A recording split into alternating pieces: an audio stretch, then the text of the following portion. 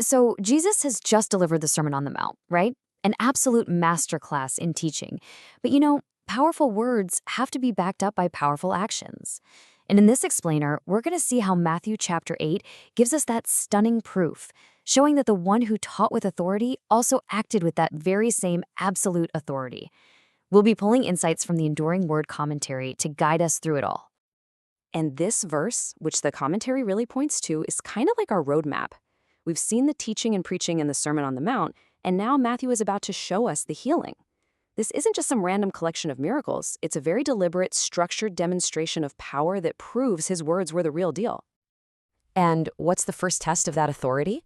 Well, it's the human body itself, riddled with disease, decay, and what people back then considered the ultimate form of uncleanness. Now, to really get the weight of this first miracle, we have to understand what leprosy actually meant.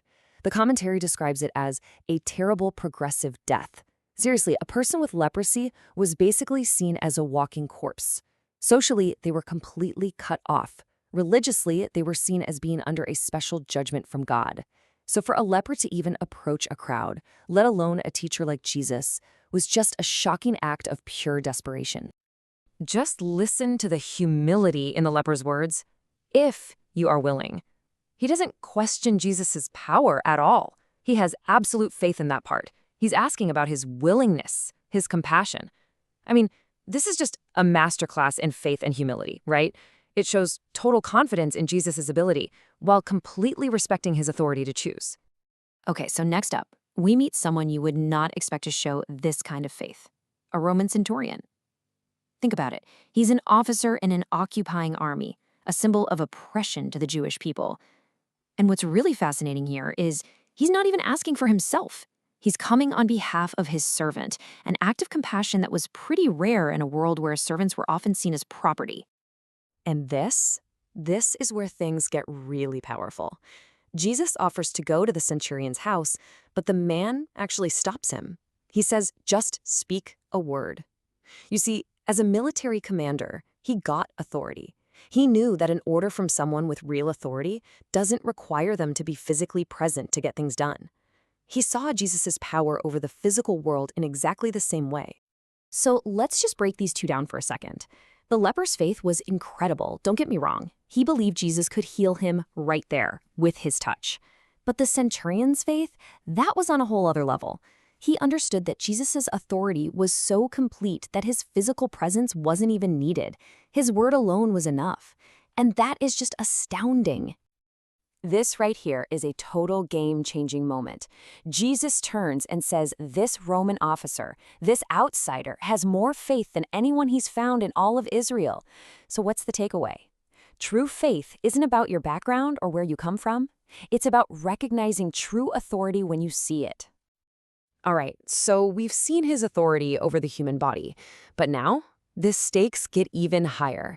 Jesus is about to show his authority over the wild, untamable forces of nature itself. I mean, just imagine this scene. There's a violent storm raging. These are experienced fishermen, and they are panicking for their lives. The boat is about to be swamped, and in the middle of all this chaos, Jesus is fast asleep. The contrast is just stunning. Their absolute terror versus his perfect peace. So when they finally shake him awake, he doesn't start praying or pleading. The Bible says he rebuked the winds and the sea. He talks to creation itself, like a commander correcting an unruly soldier. It's a direct order, and it's backed by absolute authority. And the result? It's instant, a great calm. Not a slow settling down, but an immediate, sudden stop. The power is absolute. Creation simply obeys its creator. Okay, so we've seen his authority over sickness, and we've seen it over nature. But Matthew's been building this whole time to a climax. Because the ultimate test of authority isn't over the things we can see, but the things we can't, the spiritual realm. And this whole event just leaves his followers reeling. They're in complete awe, yeah, but they're also super confused. They're literally asking each other, who can this be? They see the power, for sure, but they still don't fully get who is in the boat with them. And boom, right in the very next scene, their question gets an answer. It's this brilliant contrast. While his own disciples are scratching their heads asking, Who is this guy? The demons? They have no such questions. They know exactly who he is. And they scream it out. Jesus, you son of God! The spiritual world recognized his authority instantly.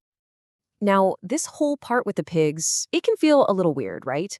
But the commentary gives us this really fascinating way of looking at it. Jesus let the demons go into the pigs to make their destructive nature visible for everyone to see. What they did to those pigs is exactly what they wanted to do to the men. It was this terrifying visual lesson of their one and only goal, total destruction. So think about it. This incredible miracle of liberation just happened. 2 men are finally free from torment. The town should be celebrating, right? Well, no. Instead, they see the loss of their pigs, they get scared of this new power, and they make a really shocking decision. They ask Jesus to please just leave. And the commentary just nails it with this really chilling line. Here was a whole city at a prayer meeting praying against their own blessing. Wow. It shows us this deep, kind of uncomfortable truth about people. Sometimes we're more afraid of a divine solution that messes up our lives than we are of the familiar problems we already have. And that leads us right into the final part of this chapter. We have seen Jesus' absolute authority over every single realm. So the focus now shifts to how we humans respond to the call to actually follow that authority. So here we meet 2 guys who are thinking about following him. One is a scribe who's super eager, passionately promising to follow Jesus absolutely anywhere. The other one is more hesitant, using a family obligation, let me first bury my father, as a reason to wait. And the commentary suggests this probably wasn't about just going to a funeral, but more like, I'll get to it, eventually. And Jesus' responses are just brutally honest. To the eager scribe, he doesn't promise glory, he promises homelessness. And to the hesitant disciple, he gives this shocking command that demands a radical new priority over everything else. He isn't trying to sell some easy, glamorous lifestyle here. No, he's calling for total, all-in commitment. And that is the thread that ties this whole incredible chapter together. Matthew shows us Jesus' undeniable authority over disease, over nature, over demons, over life itself. And then he shows us the full spectrum of how we humans react: humble worship, amazing faith, fearful confusion, and even outright rejection. The power is constant. The human response is not. And all of this leaves us with the big central question of the whole chapter. What is it in the human heart that causes such different reactions to the exact same divine power? Why does one person see authority in worship, while another person sees that very same authority and begs it to go away? That is the question Matthew 8 leaves us all to think about.